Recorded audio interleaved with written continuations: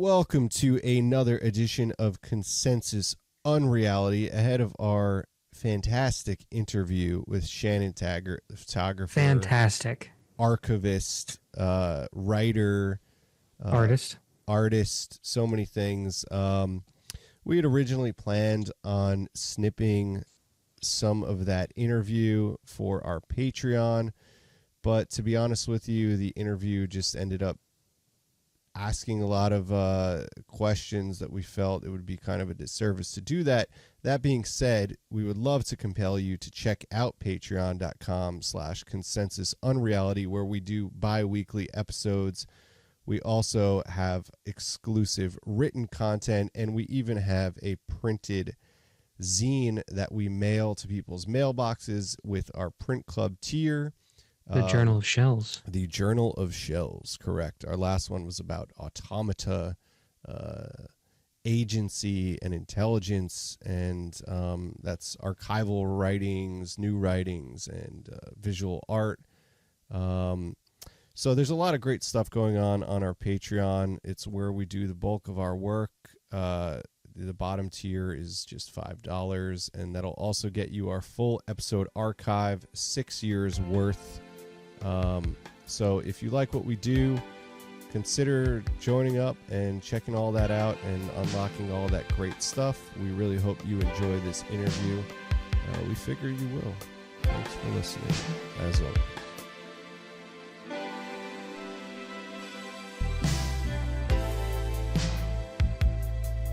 Do you want me to do the intro?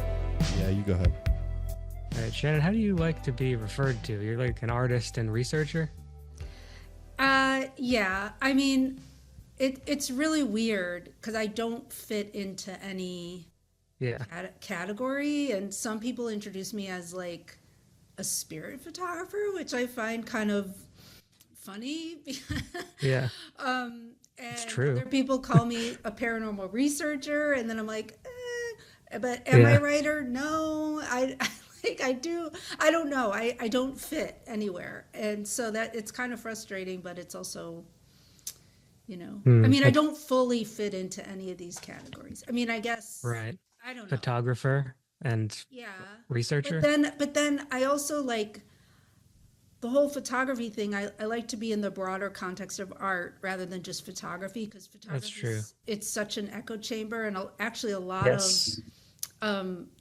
of the most resistance I get to my work is other photographers. You know? So I don't artist. Really, people do this weird thing where they say lens-based artist or photo-based artist, and that just seems too, like, I don't know. Too annoying. It's a little twee. Yeah. Maybe I'll say artist, photographic artist. Yeah, and I'm a writer and a researcher, and I do actually do more writing now than photography, which is kind of driving me nuts. Yeah. But I'm going to open a can. Is that okay? Yeah, crack it. Do you think of yourself as like an archivist? Well, yeah, I've become all these things, not because I ever envisioned myself being them. It's just that it was a hazard of the job, or like I was just demanded of me just from working with this material. Right. Maybe we should just use this as the intro. Yeah. That's great. So I'm serious. Thanks for joining us again, Shannon. What was it, like 2 years ago? I don't know. It was a while ago. Yeah, we were just talking about seance back then, and this was before you had really, well, and certainly before the article that you did on the SORRAT stuff. But we talked about it a little bit, but that seems to be the latest major public thing. So we'll certainly talk about that. My first published piece, but I've been working on it for literally 6 years now this month. Yeah, I just read it. I can't for the life of me find a place to buy art form around here, and I refuse to buy it online. So I just read it online finally. I was like, I was holding out to like stumble into a place where I was like, oh, there it is.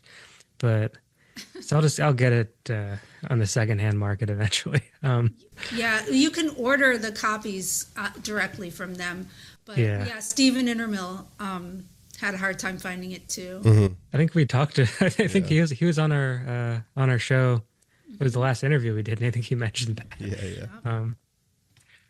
Yeah. So that I just broke out my a Cycle of the West by the man himself. By Neihardt? Yeah. Oh, okay. So the Song of the Messiah directly relates to SORRAT, and that's part of my thesis. And Yeah. the cool thing is that John Neihardt, I mean, do we have to introduce this before I start talking about it? Yeah, I guess we might as well. But it's kind of fun to go into it from like an angle. But yeah. So yeah, what's the sort of elevator pitch for John Neihardt?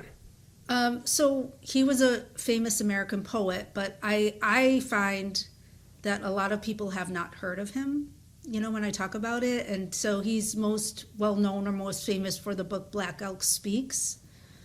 Yeah. But A Cycle of the West that you just referred to, it's like his, it's kind of like telling the story of the hero pioneers and the hero Native Americans, and kind of like bringing back this idea of the hero in an age of scientific materialism. He wanted, like, he used to be called like the Shakespeare of the Plains, or the Homer of the, I mean, he really wanted to be like the Homer of the American West. That's really like was his goal and what he was trying to do with that book. And the cool thing is that he was one of the first people to teach on television. Like, he had this, and he taught that class at the University of Missouri, which is where SORRAT started. And so we did these televised classes that were on public television, and they were like incredibly popular. And you can still, one of his family members has those classes online, and you can pay a fee and watch them, and they're really amazing. Oh, I should do that. I didn't know. Yeah. Yeah, he's a really charismatic guy, like, and one of the first people to teach Native American studies at the college level, and first to teach on television. And he, at the end of his death, he got really famous when he was in his 90s. He was on all these Dick Cavett shows, reading some of the poetry from that book, and people were just like totally into it. It was like he got like super famous in his 90s, and he was there was a petition in Congress for him to be Poet Laureate of the United States, like right around the time he died. So wow. But I just think he wasn't a modernist,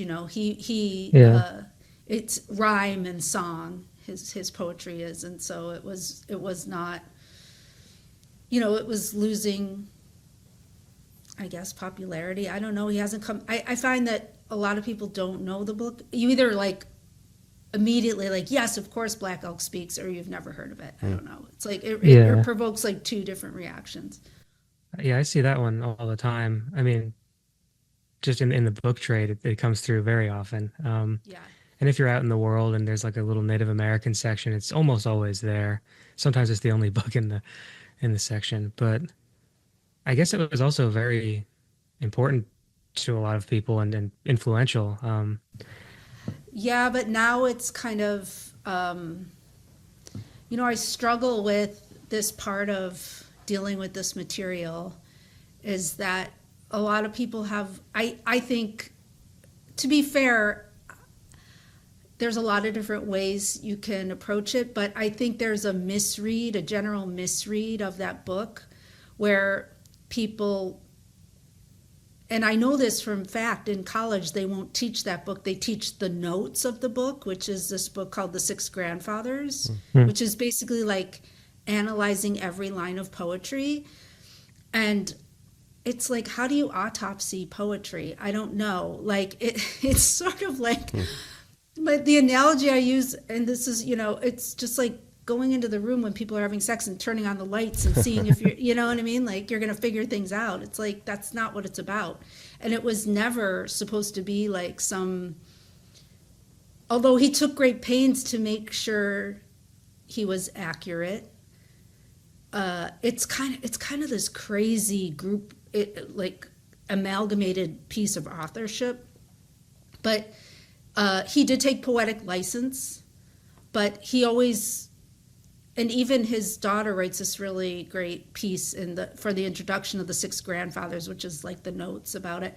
But that it was always meant to be art, which, you know, art is a concentration of, you know, truth, and it's an ecstatic truth. It was never supposed to be like, this is exactly an anthropological study, you know, but people treat it as such. And part of the reason people treat it as such is because other people lauded it that way. Like, it was called the Rosetta Stone of Native Americans, and Neihardt never said that, but it was said about the book. And so, you know, not all Native Americans are the same, and, you know, there's vast differences. So I don't know. Sorry if I'm going too far down the rabbit hole with no, I think speaks. Sorry, but. No, that's an important part of it, because I think that's why, if it is forgotten, it's partly because it was lauded as something that it wasn't. That was my impression. Another thing, a lot of people, I think, in this day and age are like, oh, you know, there's confusion over how the story happened, which was Black Elk invited him to do that book, and he had agency in it, and it was a group effort and a meeting of minds and deep respect. It wasn't like,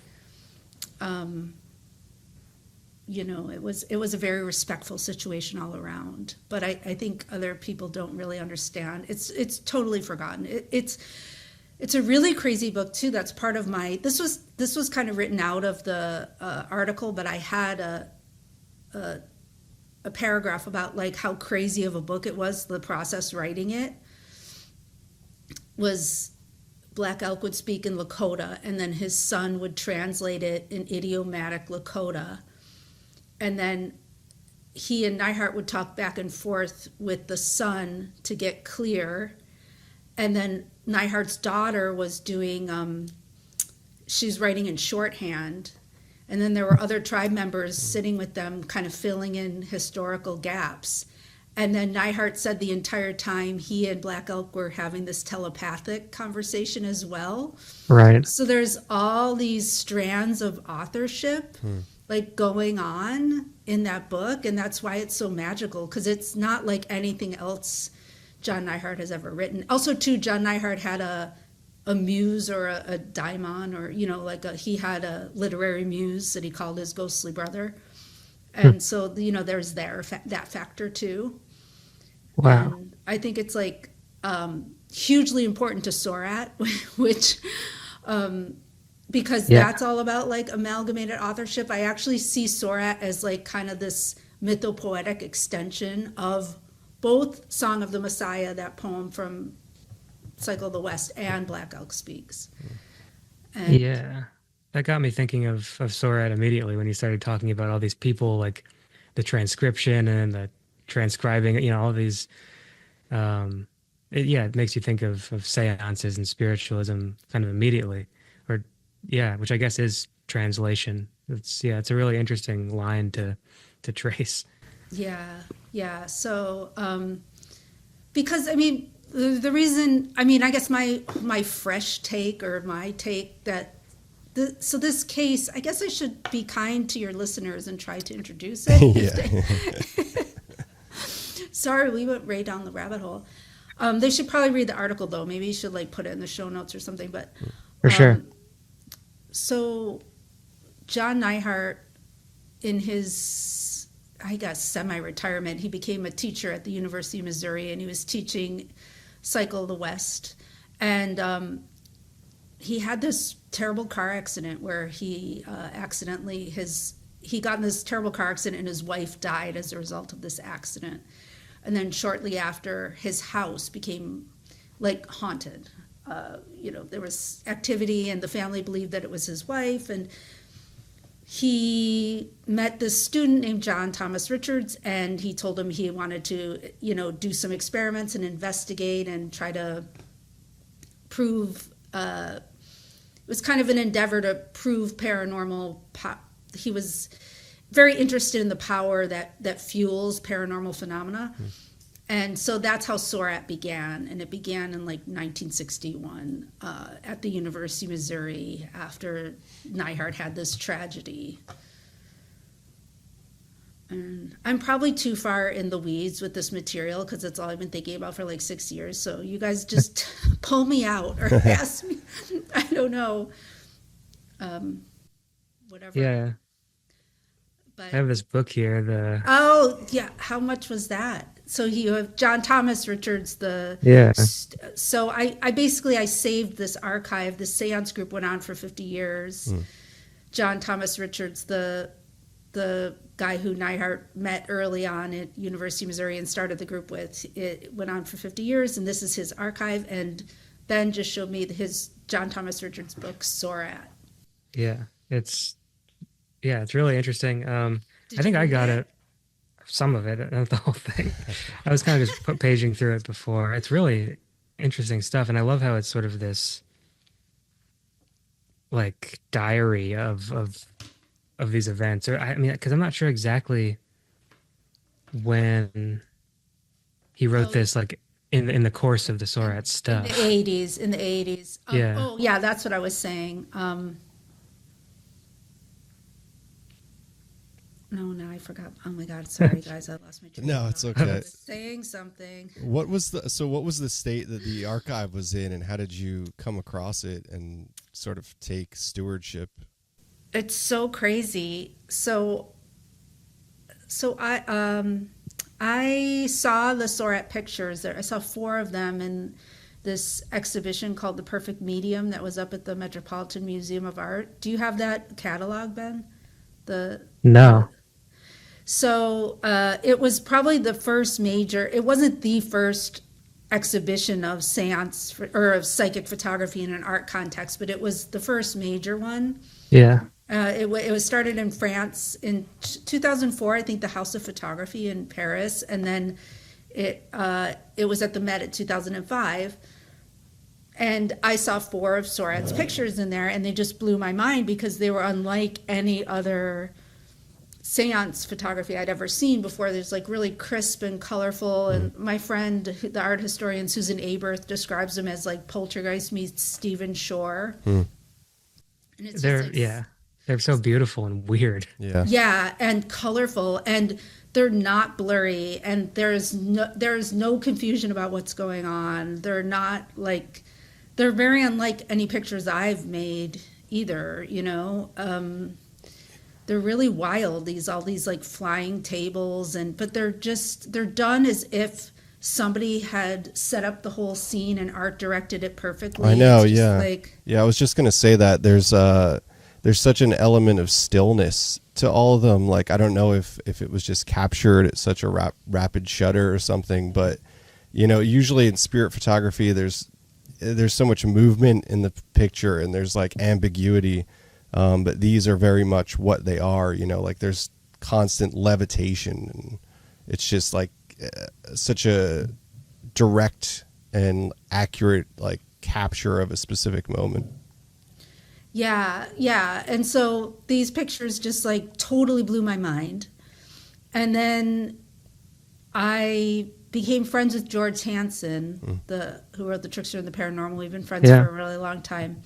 And George actually, that was his first case he ever studied as a parapsychologist. And actually the Trickster and the Paranormal is primarily inspired by SORRAT. I mean, it's like a primary inspiration for the book. And that book is actually dedicated to SORRAT's like resident parapsychologist, William Edward Cox. And so getting to know George, and then he told me about his personal experience. And so like, I just was always fascinated by SORRAT. And then Jim McLennan, the sociologist, he wrote a book I think it came out 2017 or 2018. It's called The Entity Letters.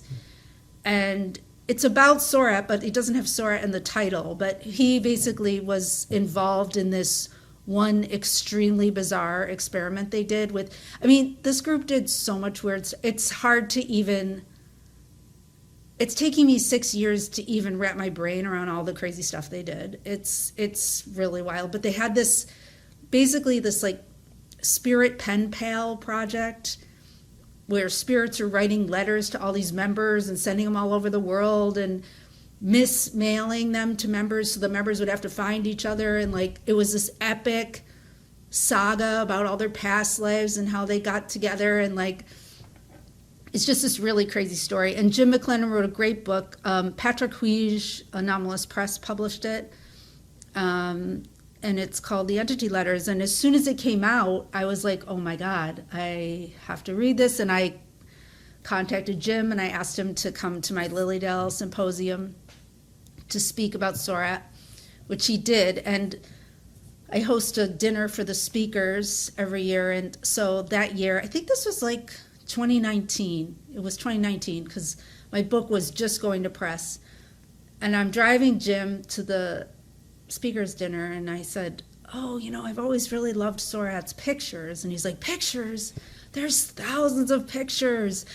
Like, and within 5 minutes he had Elaine Richards, who was this Tom's widow, John Thomas Richards' widow, on the phone with me. And I was like, Jim, I can't do this right now. I'm hosting this dinner. I'll call her back. Like, but long story short, there was really no clear place for the archive to go, but also, you know, they had fallen out of favor with the parapsychology community. They were kind of like shunned from there, and they just kept going on and on and on with nobody paying any attention. And I said to Jim, well, why didn't Tom place this somewhere before he died? Because he died in 2015, and he said he didn't know what to do with it. Interesting, yeah. And so, long story short, I, through a very long process, I went to Missouri and I found everything and took it back with me, and with Jim's support and help. That's incredible. So why did they fall out of favor with the parapsychological community? Well, so there was some tests done, like, for example, the test, and there's also so my book is going to tell the human story behind it, and which I'm tying it to Neihardt's art. But up until now, the story has been, SORRAT's this crazy group. They're making all these crazy claims. Are they real or are they not? You know, and like anybody who was anybody, the who's who of 20th century parapsychology was in the weeds with SORRAT. And a lot of them, some of them became members and full-on believers. Others wanted their names cleansed from the record, wanted nothing to do with them. Ian Stevenson, for example, he's this really respected, not near-death, but reincarnation expert, was like, SORRAT belongs in the National Enquirer. Like, you know, they don't belong in our journals because, you know, this whole like extraordinary claims require extraordinary evidence. And I mean, George told me that, you know, when he was there personally, he had really, really intense, crazy experiences there. But then when he tried to do some scientific testing, the results showed evidence of tampering, and he was really shocked by that. And he was turned off by it. You know, a lot of them got turned off by it, but the members always said, you don't understand, the phenomena like does things to make it look like we're cheating. Now, whether or not you accept that is beyond the point. That's what they believed. And actually, William Edward Cox had a theory. He used to call it caprice, this capricious phenomena, which is actually, you know, it's part of the whole thesis of George's book. And so I said to George, like later, well, what do you think of that theory that the phenomena was like making it look as if they were cheating? And he said, if that's the case, the world is a lot more strange than we realize. So when you looked at this, I find that like with a lot of insular groups like this, it kind of starts out experimental, but then narrative starts to seep in. Did you find like elements of like questing or sort of world building that was coming out of it? In so many ways, especially with the letter writing campaign.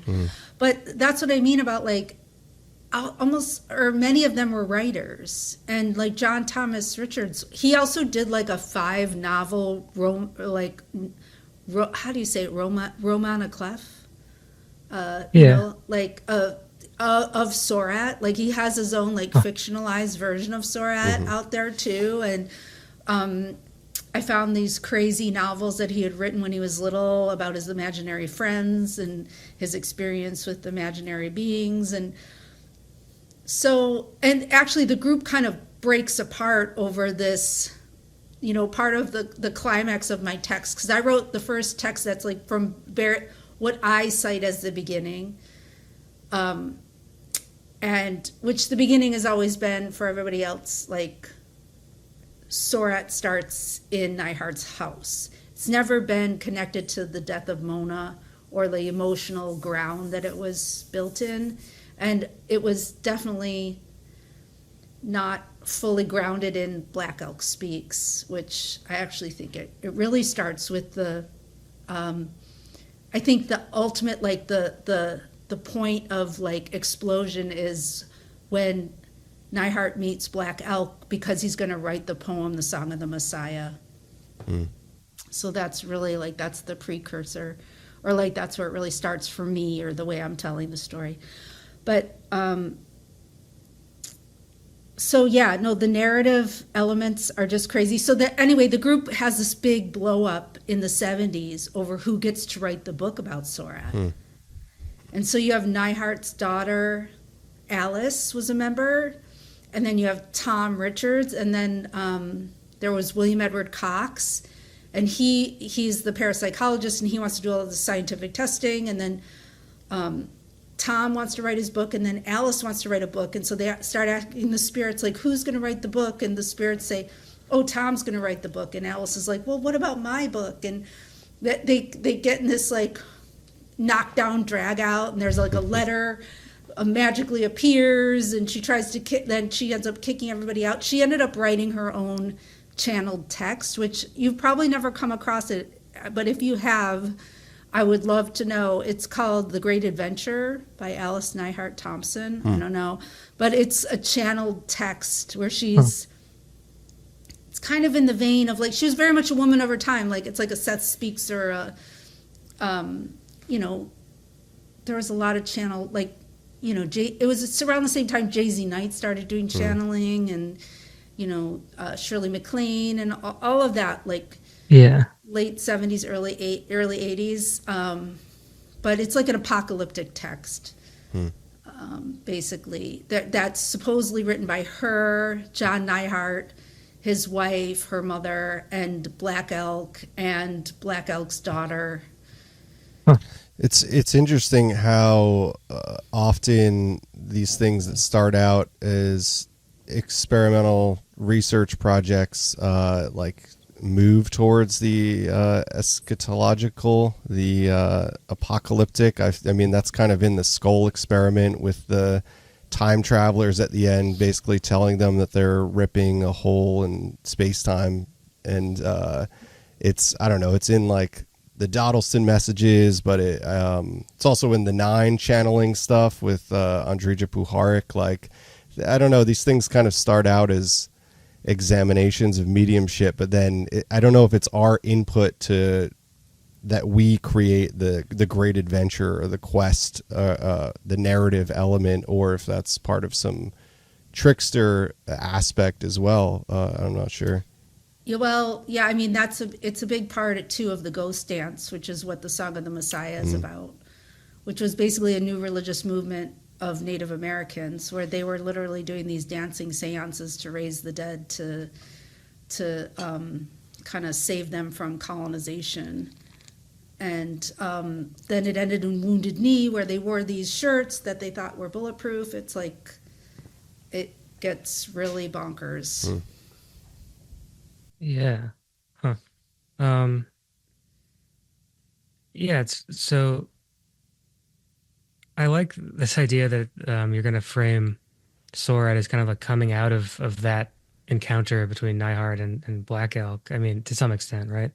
Yeah, because when they met, like, other writers tried to talk to him. Like, Yeah. The woman, Marie Sandoz, who wrote the Crazy Horse biography, Yeah. she had just been to Pine Ridge like a few weeks before and wanted to talk to Black Elk, because Black Elk was, his prophecy is the one that brought the ghost shirts into the ghost dance situation, although he didn't read them. He wasn't the priest who read them as bulletproof, but he saw them in his vision, and he made the first ones.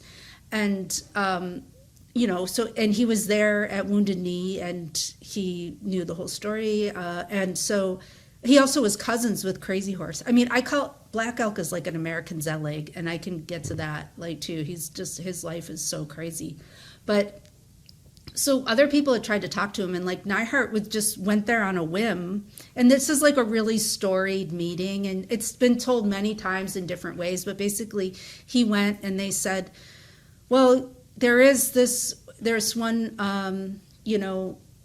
holy man here who was at the ghost dance and knows all about it and was at Wounded Knee, but he's not going to talk to you probably, but we'll take you to his cabin. And when they went and they pulled up, he was just standing outside as if he was waiting for him.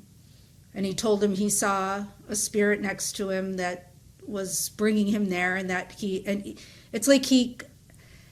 and through the conversation, he realizes that Neihardt is the type of person who is magical with words, and that he could give him his story, and that if he gave him his story, he would be able to put it out into the world in a way, which is what happened, and it did. And they both had these near-death experiences around the same age. Like, that's what Black Elk Speaks is about. Basically, the whole centerpiece of the book is his visionary experience when he is sick as a child, Black Elk, and he gets this vision about how to save his people. And Neihardt had the same thing when he was 11. He went to a fever or something for days and met his literary muse, the ghostly brother, and he was taken all around the cosmos and told secrets about the world. And before that, he was actually a prodigy in science. He went to college when he was 12. He had already done inventions, but he stopped and got into poetry after his near-death experience. And so they kind of recognized this about each other. There was like a real respect, and Black Elk just discerned it from him. And so I think, and out-of-body flight is like a big thing in SORRAT too, like this whole... Yeah. So yeah, I don't know. I mean, it's such a lot. I know I get in the weeds with all this stuff that most people are like, let's talk about the flying coffee tables. Yeah. Well, there's incredible photographic documentation, but what other kind of, I mean, you've mentioned a lot of writing. I have hundreds of hours at least 100 hours of audio. Wow. Yeah. The whole entity letters thing really reminds me of like when the Theosophists were breaking up, and they had like the Mahatma letters, like kind of dictating like who was going to be the next leader after Blavatsky died, or if not that, it was around that time, and so there was sort of, I don't know, yeah, maybe people start getting letters when the group's about to break up. Well, that also happened with I forget the medium's name at Esalen. In the 80s or late 70s or 80s. With the 9 stuff? Yeah, where she was basically like being contacted by the same 9 as Puharich and that group, but was like making business decisions in terms of like the hierarchy at Esalen at that time. So there were like real world firings happening and stuff because of this mediumship. It was pretty interesting. Huh. Yeah. It's the whole literary element is, I think, really important and really fascinating and really like intimidating. Yeah. But I just had to go there, like, and it's just, the story just keeps getting bigger and bigger and bigger in my mind, and it's like it's too much. So I've tried my best to kind of like tie it up, and I'm really close to finished with all my text. Yeah. Right. Is it going to be sort of like, what is your vision for this book? Is it So my vision for the book is kind of like, I'm using the map of seance. I actually see it as like I'm working on a trilogy where it's like seance, SORRAT, and then I'm doing the follow-up to seance. And even though I'm not authoring as like a photographer. I'm authoring in a different way, but I think it'll make sense once you see it all together. But so like my book functions, which is like an introductory text that's heavily illustrated. And then the middle is like just a photo book. It's like just the best photos. And then the end is like an index, like thumbnails, like a deep dive into each picture. So the text is, I kind of wrote a novella. I guess it's a novella because it's like 18,000 words is their history. And then I have an epilogue that's probably like 4,000 words, and then, a short preface. So I guess altogether my text is like 25K. But the cool thing is that they documented everything. So I have these journalistic historical pictures to illustrate that, as well as like the art pictures. Yeah, I was even like looking in the Richards book. It's he seems to be quoting, or maybe he's not quoting, but there seems to be quite a lot of original material from the sessions and the experiments. Yeah, but the funny thing is that this will also, so it's what's unique about the book, it'll be like the first time the story's ever been told from beginning to end, because now it's over. And, right. Yeah. There's some really weird stuff that happened at the end that is pretty shocking. But I have to leave that on a cliffhanger.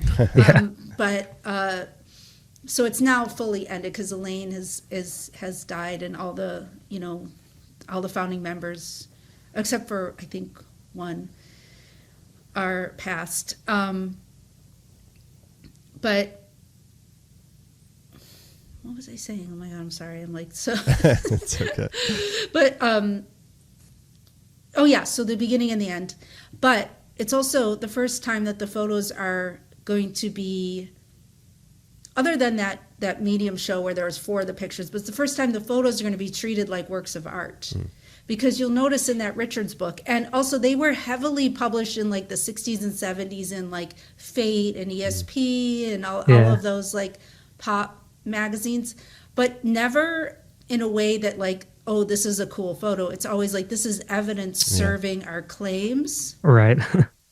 So, you'll notice in the Richards book, he picks some of the most boring pictures, and For they're sure. cropped, and they're not reproduced in color, and like they're, as far as I know, they never had like a glorious showing,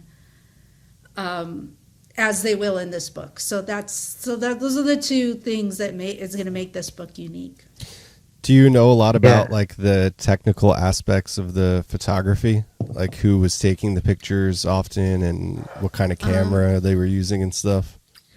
Well, so for the most part, there were many people in SORRAT. There were many members, and a lot of people had cameras. And I know the Neiharts have their own collection of photos. Like everybody was doing photos and stuff.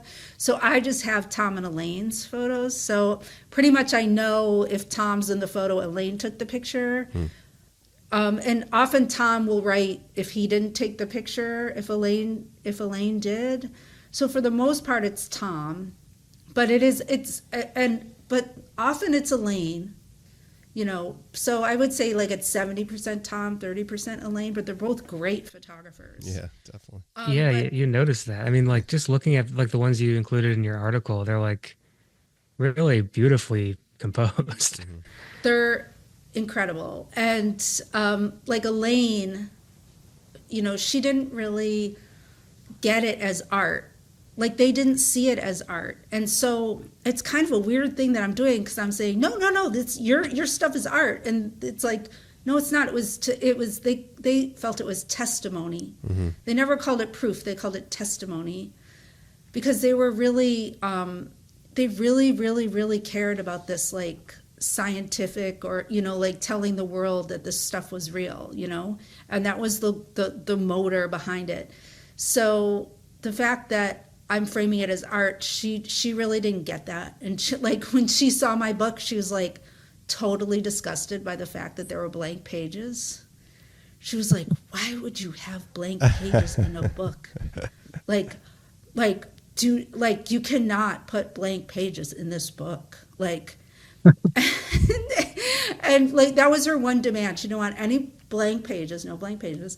And she demanded, the one thing she asked of me was to let everybody know that SORRAT brought her great joy. Huh. That's good. Yeah, because there's a lot of theories getting into the weeds about, they had a son who got really sick when he was young, and I said, okay, this idea of like radioactive, like paranormal radioactive power. And I said, well, what do you think about that? And she said, no, that her son had been sick since the day he was born, and that she really felt the spirits helped him live. So she had the opposite. So who's to say? I don't know. Like, people get all, oh yeah, well, Tom lived until his 80s, although he had a lot of illness. And Elaine lived till she was in her 80s, and people die. I don't know. Right. You know what I mean? I don't know. It's like trying to say what's what it's really unclear. Yeah, it's an interesting thing too, is what you're saying, sort of picking out folk art and defining it, elevating it to like high art or something. That is like kind of an interesting position to be in. But I don't know. It is like, I don't know if we've just gotten to a different point, or it's just something like about the photos, like in the way that light works in them in such unique ways. Like the room lighting, it's really interesting. And then also like I'm thinking of the one metallic folding table, obviously, that's just in the trees, that is just catching light in such an incredible way. Yeah, that one really reminds me of like the Meyer UFO photos, like the classic where it's like the beam ship and it's like hanging in the tree, sort of. Yeah. Totally. Yeah, it's eerie. Yeah, it's magical. Yeah, definitely. Yeah, they're definitely. I mean, I'm a professional photographer. It's like it's not that easy to get that many perfect shots of a flying table. Right. Yeah. You could spend all day trying, and they have so many perfect ones. And I know they weren't shooting a lot of film, because like he was sending it to the camera. It was like one of those, like just using a roll, like being really careful, like very measured with, and it's not they can't see what's going on. And I found all the negatives, which is crazy. So those are all like fresh drum scans of all the negatives. Wow. Oh. They were clearly very studious with like, lighting and the different parameters of the camera, though, because the pictures are like they're not like underexposed or overexposed. Like, I mean, they just I know, look but really they were nice. just. I say this about the archive. It's like, it's literally, yes, it's this paranormal archive, but it's also like this 20th century time capsule of every single form of amateur media there was. Like, so it moves through all these formats as the time goes on. So he's always using what's like what's common to be using. So it starts off with like black and white brownies and these, and then it gets into like I don't know what, there's some type of camera, I don't know what it is, where it's like it's not it's it's on medium format film, but they're tinier. Like Leica camera? No, he was always using like the cheaper point and shoot ones, but it's a format I had never seen. It was a common like snapshot format, or maybe and there's even some 110 in there, but like it's also really interesting too, because as the group kind of comes to an end, the entropy kind of follows the albums and the photos, and at the end you got these like crappy point and shoot plastic cameras with these crappy instamatic prints that aren't nearly, with no borders, and just it's kind of it just looks shittier at the end than it starts off really like formal and nice. Yeah, what am I thinking of? There's like a plastic medium format camera that has a name, a person's name. A Holga. Yeah, like a Holga or something. Yeah. I should know what this format is. It's not. Maybe it's a 35 millimeter, but it's a square. That's what it is. Okay. So I don't know. So it's not a 2:3. It's 1:1. But but you're using 35 millimeter film. That's what it is. It's not medium format. But he does have some medium format in there too. So are you thinking of doing any kind of like presentation of these things in the world? Mm-hmm. Oh, I talked about it at Lilydale in 2024. I did that was like my first presentation on it. My first live presentation, but I haven't really done, that was just kind of like a dry run it was really, really early on. And I think the presentation was, it was like really all over the place because I was still figuring out all my ideas, but I think it translated. So, when the book comes out, I'll be doing that. And like, I'd love to do an exhibit, something like that. Oh, that'd be incredible. When does the book come out? It's unclear. Okay. It's in process. Okay. There's So been some everybody complications. look out for that. I would love to have it out by next year, Lilydale, my symposium time, which is July. So very cool. Push for that. Awesome. I'm pushing for that.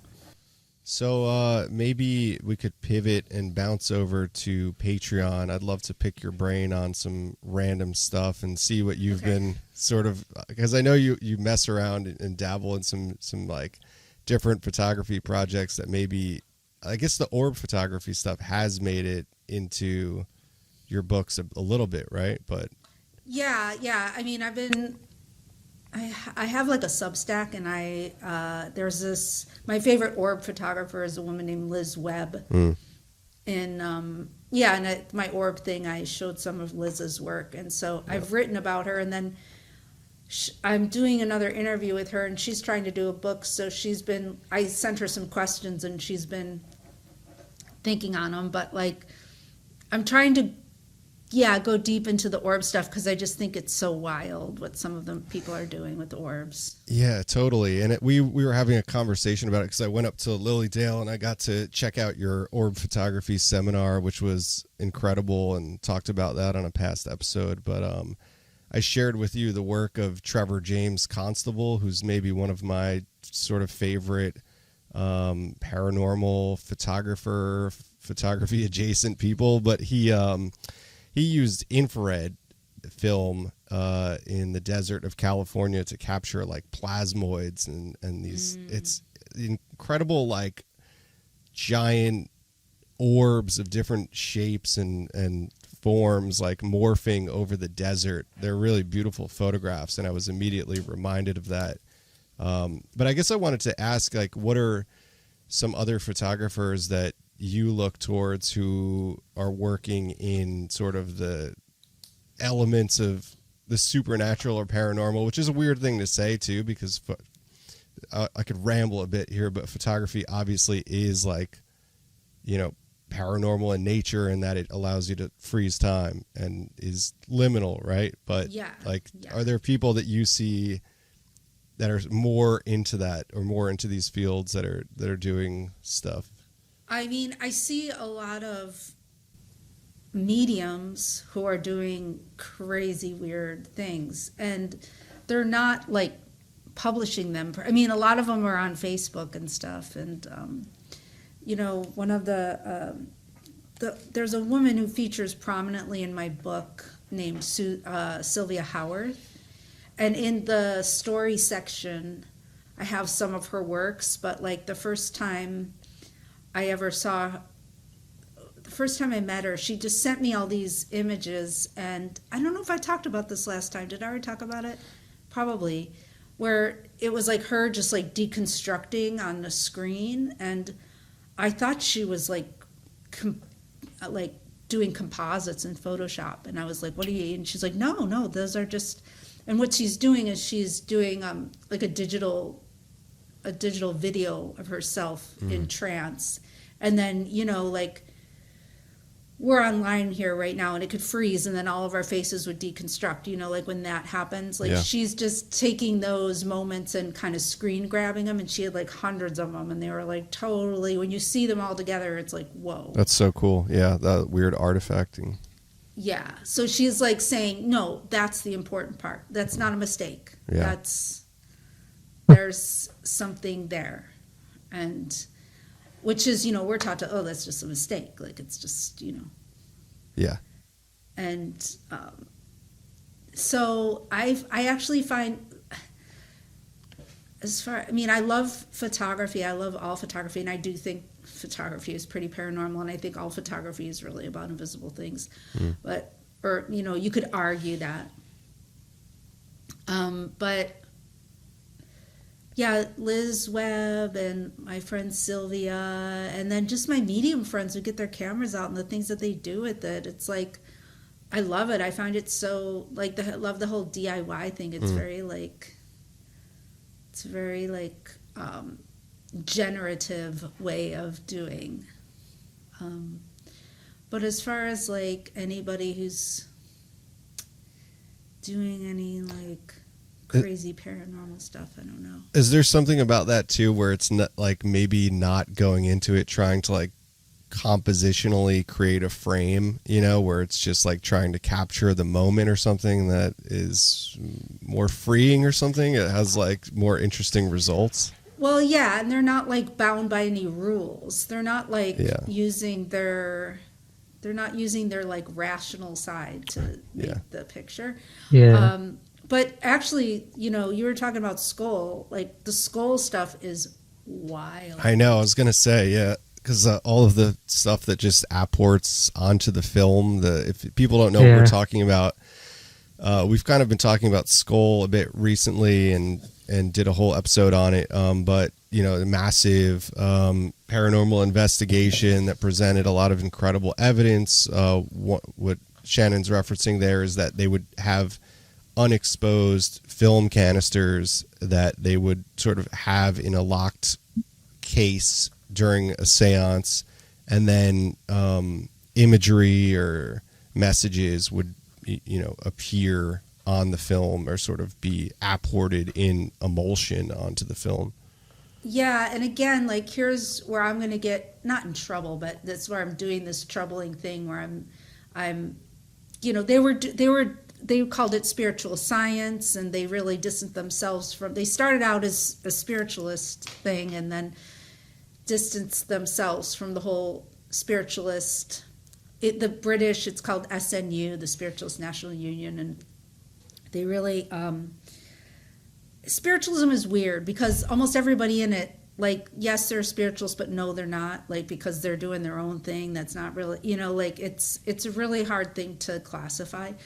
But anyway, so they're doing these things, and it's in the spirit of spiritual science. But when I look at those, like, 35 millimeter scrolls with all those, like, hieroglyphics and text and all that, I'm like, you're seeing new media, like, becoming this vehicle for sacred art, or it's becoming this, it's like photographic emulsion joins like pigment and stone and wood, like the ceremonial masks and the the moray of Easter Island and the cave paintings. I know, yeah. It's like, but it's like the same thing, but it's on photographic emulsion.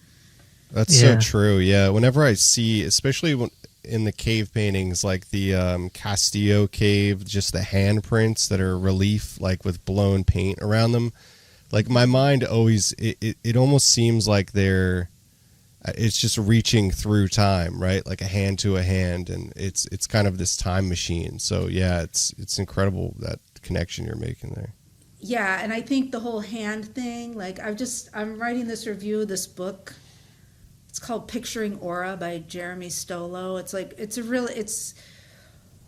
really great book, kind of like about picturing the aura. But if you go back to some of this early photography that's trying to like prove the life force or the soul or like diagnose disease or whatever, it's often like a hand on photographic material. But it's like, and even I've been writing recently about Marjorie the medium, who was this famous medium, and she used to have this like hand come out from under her dress and like touch people and pick up scales and ring bells. And it's like the hand is primary to sacred art. Like if you analyze Christian art, and it's like this hand that's supposed to be this, it's placed under a forensic scrutiny, but it's also this symbol about, the human connecting and touching other dimensions and like speaking. So the fact that it's a hand is not like that the hand is primary to all this stuff. And another thing, it's like, okay, so you have abstraction in painting, which now, art historians acknowledge that the first abstract painters were entranced women, and they predate Kandinsky. And so like all of art history is kind of grappling with this rewrite of the origin of modern art. And it's been theorized and celebrated, right? But in photography, you have abstraction coming in at the same time, but through science, not through art. But so, it's like, when is something art? I'm framing it as art, but these were like scientific questions and scientific investigators, but they were creating really wild abstract imagery. Totally. I love like microscope photos. Like, I just got a bunch of those, like little Polaroids of like, I assume they're photographing a screen that is showing like these super close up, organisms. Also, it's funny. I have this book right here. I was going to try and figure out some way to ask if you liked it or knew about it. It's this Speaking with Hands book. It's like that. It's a photo book, a collection of someone. You got the cover? Yeah, let me pull it. I just got this other book about hands too. It's like a... Yeah, I'm big on the hand stuff. It's a history of science book. This one. Oh, the Buell collection. Yeah. Oh, I don't have that book. I know of the Buell collection because, yes, he collected like all images of hands. Yeah, but it's crazy. It's just, Wow. all kinds of just, And I feel very, I like the hand as a symbol, gesture especially. Unknown gestures are kind of like if I collect photographs, it's those. I've only found a couple, but totally. Yeah. The snapshot thing is really interesting too. Like, I mean, obviously that's a whole collecting industry, like, collecting snapshots, but like as art, I think, not having that sort of compositional impulse does sometimes produce, I mean, for paranormal purposes, some very interesting stuff, but also just artistically. Yeah, but I mean, if you think about it, like their photographs are made for some reason. You know what I mean? So it's like the intention. Yeah. And, the more I practice or, get older and think about things, it's like intention is everything. Yeah, that's true. Right. To capture a moment rather than to make something that's... To choose something worthy to capture. Yeah. You know, it kind of supersedes the whole like, oh, I'm a professional photographer kind of thing. Right. And yeah, but I just think that there's a problem with seeing the sacred in photography. Like, you know, you would never go up to like Easter Island and like see those huge stone heads and say this isn't real, you know? Like, Sure. but like with photography, we have this idea that it's like there's something real about it. When the more you practice it, you realize it's really not. Like, it's something else is going on. Like, there's a lot of different, it's a sandwich of a lot of different things.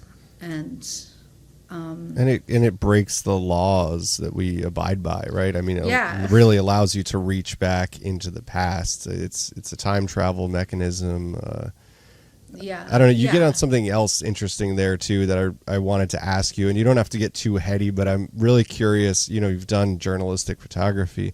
What are your thoughts on like the current state of, you know, the image and the image's place, you know, with the way that you're talking about the reality of an image and the way that we consider it. And we've kind of like lost the consensus reality of images, at least online, right? Like now everything, it's like that's AI generated, or that's, you know, that's a deep fake or whatever. Like, are we just getting back to what it was originally? Well, there's a lot there. So in one way, like, I kind of am excited that now we have AI, because photography, it's almost like somebody in real time recording real light and time through their own observation. It makes it kind of special, you know, because you can do a lot of, photography used to be like a trade, right? It was more like, so, you know, I guess I went to school in like the 90s, right? And like I went to photo school at RIT, which is like a big photo school, and all my friends became photographers, and many of them successful photographers, and none of them work as photographers anymore, and it's so weird because the world is so hungry for image, more so than ever, but the role of the photographer is not what it was. Like, it's not a trade anymore. It's going the way alongside of like painting. So I see in a way that now it's like really free and kind of more special, because, you know, a lot of times you'd be hired to like go to something and make it look like a happy event, or, you know, like you're really doing like really manipulative things. And now you could just go to AI and like just do that crap that they used to like hire you to make, just crap. You know, so I think it's kind of compelling. I also think that now, in the age of the image that makes itself, all these questions about authorship and like what kind of reality is being discerned, like looking back and realizing that photography really always questioned the boundaries of what is real. And so I think it makes the whole idea really like newly urgent, you know, like. Yeah. But I'm actually excited because it's like, there's something special about like I was in an actual physical space with real light and time, and my observation made this image. I think like that is becoming like, I mean, what's more singular than that? Like that is because like we're kind of reminded of how special that is, because AI can just, you know, make something out of total simulated space. Yeah, so it's kind of giving it the context that it always had, or, you know, it's highlighting the fact that it is this thing rather than. Well, I mean, there's some things I've been trying to write about, which I can't really yet write about because I'm not totally expert on Walter Benjamin, but you know, when he's talking about the aura, and he's saying like in the age of mechanical reproduction, like, you know, because something could be reduced, it's like it's becoming democratic, but it's reducing this aura of art. Yeah. But I'm like, well, you could like turn that on its head and say, well, the aura is actually the actual moment, so it's actually more like a relic. You know? Yeah. So it's like our first or second generation relic where it like touched the actual thing, which the actual thing that has the aura is the actual moment in time that was observed and recorded. Yeah. Yeah, that's and it's interesting. it was all originally characterized by the photographer as well. I mean, there's that narrative element too, like in the way that like historical moments are characterized by choices that a photographer made of like, you know, what was the important thing to extract from the moment. Yeah, and also like I think a lot about that Brian Eno quote, like, you know, whatever you find most like, whatever the like the shitty part of the media, that's going to be its signature.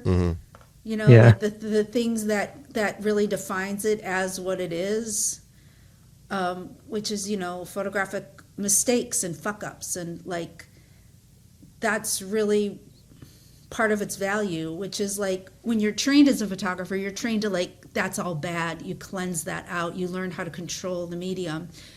And it's like, you could just as easily decide that that's something there. You know, we say it's not because it's not seeing exactly what our eyes are seeing. So we're saying that's a mistake. That's bad. But I think now Brian Eno's totally right. Like the shitty mistakes are primary, or you know, like the when it misbehaves, you know, when it exceeds you know, all the photographic glitches and things that it does, like motion and flare, and you know, non-image forming light, and layering kind of artifacts over reality. Yeah, like double exposures, that kind of thing. Yeah, I find interesting. Like why people like to, you know, listen to records rather than, or, you know, a CD sounds different than a record. Oh yeah. Or, you know, like the like inconsistencies that are of the medium itself, like the things that are occurring in the camera, the flares and dust specks. Even the most like pragmatic materialist photographer is in it for the magic. When I say that, I mean like in it because it always exceeds your expectation in some way, or it always makes a picture better or worse than you intended. It's never exactly what you intended. I mean, even when you get to like the super, super, super technical stuff, it's, you know, it's hard to make a picture that is exactly what you want, you know, like. That's like it's strange to have this conversation because I that's what I do every day, because I do archival photography. Oh, yeah. So it's Don't you think it's like you can really screw things up very easily, right? Yeah, well, it's so much about color correction and accuracy, where it's like technically scientific photography, because you learn that like no matter how much you calibrate a monitor or you know, whatever computer you're working on, like everything's different, everything's subjective. And I end up looking at an image to a book, and, you know, 1 minute I'm like, this is too yellow.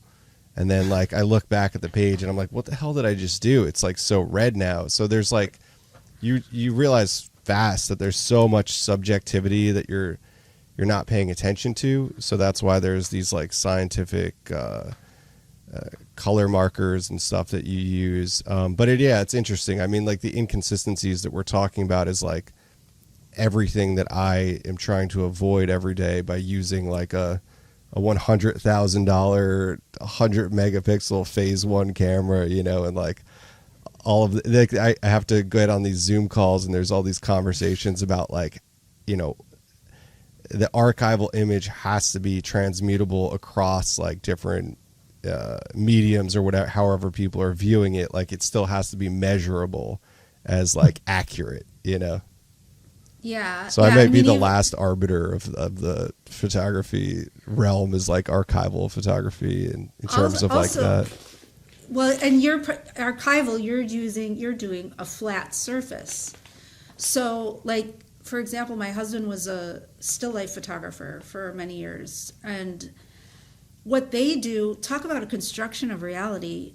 also too, like when you work at a fashion house, like I used to do retouching at a fashion house, what they do to the women, I mean, it's like it's a constructed reality for sure, like the images that you're seeing. But like even when he shoots food, it could be like 10 pictures that are, you're doing focus pulls in these like crazy cameras, and you're sewing together all of these frames so that every single inch of it looks sharp as if with your eye, but it's not, it's an animation, really. It's not an image in the sense of like what you think an image is. That's interesting too. We've been doing a lot of like 3D imaging and topographical imaging recently, and it's like the conversation is, like this is really cool to create like a virtual museum object, but it's like it is essentially an animation because you're taking like 400 photos and it's getting dumped into a software that's modeling it together. It's an interest. All that's interesting, and I don't really know where that sits in the paranormal, but somewhere in there. Well, I mean, it's just like about like us thinking like, oh, AI is this new constructed reality, when it's like, no.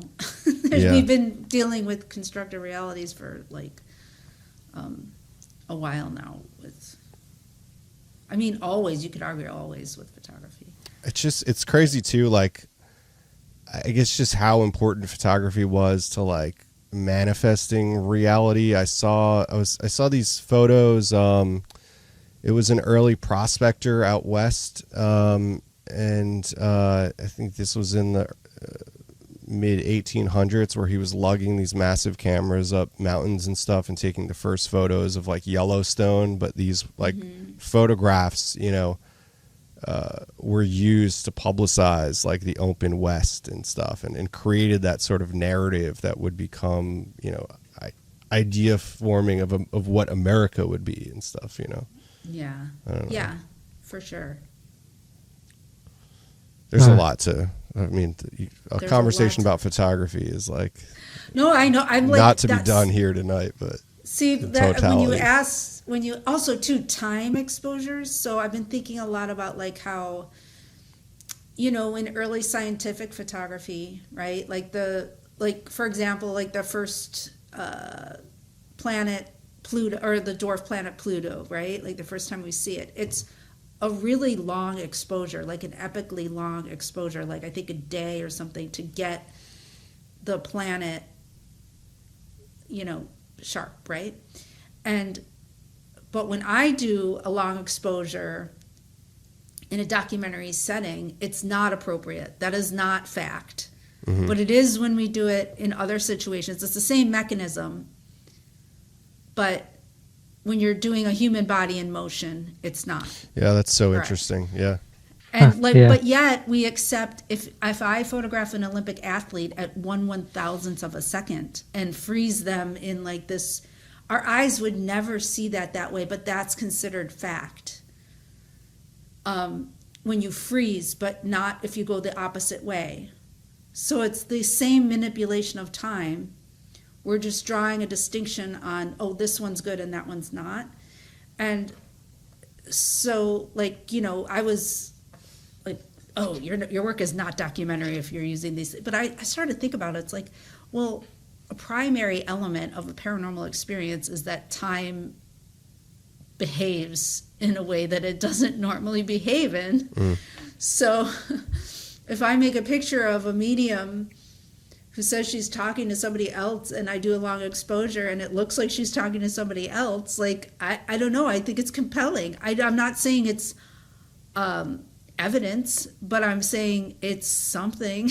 It's like, I can't put it in the same, like, I can't say this, it's like, oh, because it's frozen here, or because if it's a long exposure but the thing looks still, it's okay, Right. Yeah. That's a really fascinating distinction, and I don't know if it's just because like a long exposure on a person creates what we would call a ghostly image, and it's like a little too on the nose or something, but I don't know. Nonetheless, I think it's worthwhile, but it also gets into like what is proof. I don't know, like what communicates evidence. Yeah.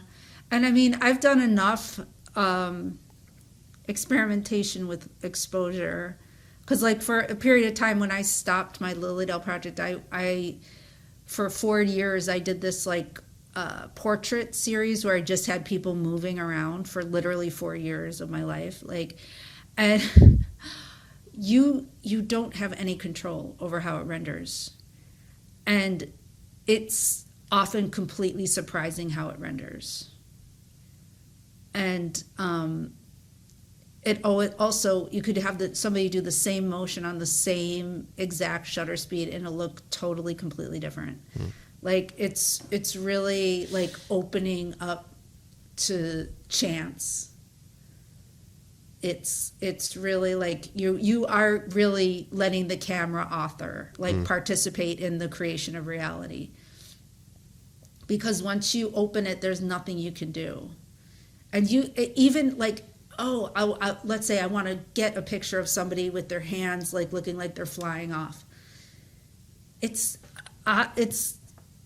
unless you're doing like if you're just doing it the way I am, where you're just trying to do it with time, it's like really hard. You can do it, but like sometimes it never kind of looks exactly the way you want it, unless you're doing like, you could do like the whole masked out double exposure. Yes, that's like a total like trick photography thing you could definitely do. But I'm saying with just for using the function of motion, you can take people apart, but you don't know exactly how it's going to render. And I also felt like it always oddly resonated with the intention of the photograph or the person in strange ways. Yeah, that's interesting. I could see that totally. I don't know what that is. Again, is that like our compulsion to transpose narrative onto stuff? I don't know. Yeah, maybe. So what do you think about like the role of photography, and maybe just kind of what I'm thinking about too is that impulse that we talk about with these groups like SORRAT and with Skull of like, and maybe even it's at the heart of spiritualism originally too, is like providing evidence or news from the next world. Like, do we still have that compulsion? I don't know if I see that as much. Maybe in the UFO disclosure community, there's like they're still looking for like the great proof or the great evidence, but I don't know if we'll ever believe it if we see it. Yeah, I mean, the proof is always going to wear two faces. It's always going to look completely ridiculous, too. It's always going to be both. Nothing. That's like the amazing thing about like the SORRAT pictures. It's like they attest to the reality, but they also make it look silly, or like funny. So it's and then there's theories about that like that consensus reality protects itself. So it has to be that way. It has to have both interpretations there, so it doesn't mess with things too much, Yeah, arguably like, the real entity is consensus reality. Yeah. So it's like, and there's theories that like fraudulent type phenomena slip into reality more easily because they cause less of a stir, like there's deniable plausibility, like that's a big part of our whole thesis here, if we have one. The efficacy of hoaxes and fictions and stuff like that. What do you think of Ted Serios? His work? Yes, I love Ted Serios. Okay. I think Ted Serios is, it's one of my, so I have 3 favorite cases in the history of the paranormal. One is Jeff the Talking Mongoose. Mm-hmm. Sure. The other is SORRAT, and the other is Ted Serios. Awesome. So, I love his stuff, and I love his, like, just the way he did it, like the photos of him, like, with his fist or his hand up against the camera. Yeah. Do you have that book? I do. Yeah. So, Emily, because I'm friends with the, Beth Saunders and Emily Haver at University of Maryland, Baltimore County. They like spearheaded that book because that the Serios collection is there. But Emily, the curator who has been working with the collection a long time, but she started to do this work, which I actually think is really important, which is like talking about Ted's life and how certain images he made had personal meaning for him, or you could read personal meaning. It's like, yes, like what, like all of these psychic quote unquote performers or subjects are treated like lab rats or circus animals or something, and they were put through, actually, you could argue that psychical research or parapsychology treats their human subjects worse than other sciences. Yeah. And Ted was just like some of the things that Eisenbud, the psychologist who is, like, okay, Ted, you're not getting any more booze unless you keep making those pictures. I mean, that's literally like in some of the texts. Like, but Emily has started to like try to piece together his biography and things about his father and things about his life in the military and kind of connect them to some of the pictures. And I think like that is totally generative and completely important, and a really interesting angle, and so that, I mean, broadly, that's what I'm arguing for. Like all of this stuff that everyone thinks is just crap or failed evidence is actually like incredible artifacts of the human experience, and like Totally. There's so much more to unpack in them than I mean, I was told by people who had studied SORRAT that all of their stuff just goes in the trash. It's just worthless. It's like meaningless. Like just throw it away. Yeah, that's insane. I mean, well, I guess, but I mean, if that's your criteria, you could say that about almost anything, like any parapsychological research. It's such a fragile thing to try to document. Like, I don't know. Yeah, but so in that Serios book that you just mentioned, all of the texts are really excellent. I don't know if you've read them all, but I really, really love what how they handled the idea of Ted in that book. And actually, it's another case where that was just considered, like this wonky kind of history that nobody knew what to do with. And the artist Barbara S. I don't know if you've ever run across her books. She has a book. She did a lot of pinhole photography. She was like a punk musician. Yeah. She has a book. I am Body. I think that's. I should look up the name because she's great. But she was the first person to put Ted Serios in an art context. Oh. Huh. So she curated like something about him in like the 80s. But because it was never considered that. But I mean, there's something about his pictures that really do look like you're in his mind, Yeah. And there's also some really weird stuff that will be really hard to fake about the case that they go into. And like, Emily was saying, they went in to like reassess all the evidence, and instead they came out finding more weird stuff like that they couldn't figure out. Yeah. Yeah, his stuff is really strange, and yeah, I feel like that book might have flown under the radar a little bit because it's really interesting. I haven't read all of it, but I sat with it when I first got copies for the shop, and I was like, it felt very cool that this guy who, like you were saying, is kind of relegated to a sort of unknown realm, even within the paranormal. Like, well, I guess Eisenbud wrote the one book on him. Was there ever anything else? I mean, no, just the Eisenbud book, really, and then this book. But like Makita Brotman does this really great essay in that book, kind of about like framing it in this whole like history of psychoanalysis, because Eisenbud was a psychoanalyst, and kind of like contextualizing in that way, and it's really great. It's really great, and I think the work is really compelling. I think in that book, what's some of the pictures are hard to read because they're like black and white, but they're printed on like paper that you would think that like if it's black and white you can print it on thinner paper, but no, you actually really need to like print it on the heavier paper so you could really see the details. But I noticed that. His case is really interesting. Was he a bellhop? Chicago bellhop. That's cool. The whole story is just so wild. It's and like him like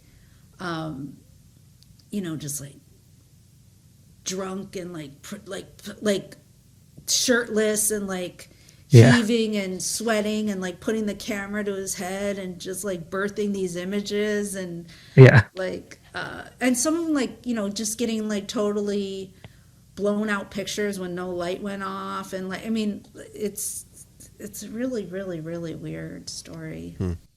And so much more physical than a lot of the like his actual involvement of like trying to produce these things feels so much more like like a struggle than well, I mean, I guess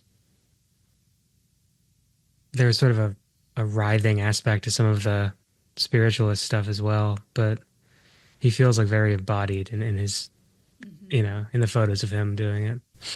It's very shamanic. The artist Brian Catling used to do this performance about Ted Serios, and it's just that he wrote like this great piece about just how he's like people he's kind of attesting to what the camera is, which is like a dream theater, and anybody who thinks otherwise is just deeply misguided about the camera. Like it's like this performative like kind of ceremony with the camera. That's awesome. Is that the he's a writer too, the same guy? Brian Catling. He was an artist. He's now deceased. He wrote this book, The Vor. Yeah, that's who I'm thinking of. Yeah. I love that book. That book's crazy. No, Brian Catling is like one of my all-time favorite artists. Like he has all these like cyclops. He used to paint himself as a cyclops over and over again. I saw a performance with him once that like totally blew my mind. In England, I was part of a conference where he spoke at also, and he comes out in this crazy suit and he just starts like velcroing all these devices all over himself and like just like not taught, and like tapes himself up, and then just like then they all start going off, and it's like this blood curdling sound, and no one knows what to do, and like everybody just sits there, and like you're just like sitting there with the sound, and then slowly one by one people just started like I gotta get the hell out of here. And then the room emptied out and he was still just standing there with all that terrible noise going off. It was awesome. That is awesome. So you've got another Lilydale symposium coming up this summer. Yes. July 23rd, 24th, 25th. Very cool. Yeah, I definitely recommend anybody listening to this go check that out. It's such an incredible place. Even like when I went out there in the fall and I was staying at the Allegheny State Forest, I was like at a random bar or restaurant, and I was talking to the bartender, and then I told her that I was at Lilydale, and she was like, "Lilydale? Oh my God, I have the craziest story I have to tell you." So I feel like it's just like so embedded with people up there. Yeah, it's pretty amazing. It's a pilgrimage for anybody interested in this stuff. Yeah, it's a super special place. Yeah. Yeah, I'm gonna try and get there this time. Maybe bring some books. Yeah, we'll talk. We'll have to. You guys gotta go. It's like, my friend JF Martell from Weird Studies. He's like, it's like Weird Christmas. Yeah, it's a good call. Because I try to get like people who need to get in the same room with each other. True. Yeah, yeah. Did Yeah, you it looks loaded this time. did you hang out a lot in the Allegheny State Forest when you were younger? I mean, yeah, when I was in high school and stuff. I mean, not we used to go and like rent the cabins out there and like Yeah. stay. I can't believe you did that though. Like after it was really rainy and dark that night. It's kind of a far drive. It was Wasn't like it? 45 minutes or something. Yeah. It was fun, but it was very spooky. Yeah. It's like kind of a haunted place. Yeah. Yeah. Yeah. For sure. I would never do that. But Yeah. Good times. Were you I Uh, alone? yeah. Yeah, I wouldn't yeah. do that. No. Yeah. It was fun. Yeah. All right. Well, I guess we could cut it off there. I don't think this is going to go on Patreon. It's too good. It would be robbing the people if we put Really? anything behind a paywall. Well, I guess we'll see. We'll see how you're feeling about. It's a public service. Yeah. Thank you for listening, as always. And if you're not familiar with Shannon's work, definitely check it out.